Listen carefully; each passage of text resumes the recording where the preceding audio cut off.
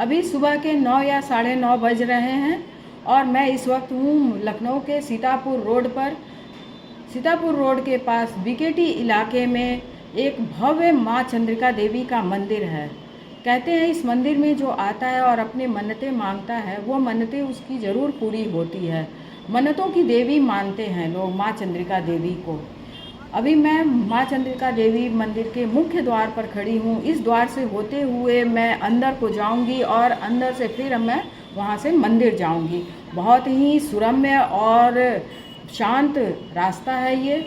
बिल्कुल हरे भरे खेत के बीच से हमें गुज़रना होता है, जो कि बहुत ही आनंददायक लगता है। चलिए चलते हैं अब एक यादगार सफ़र पर।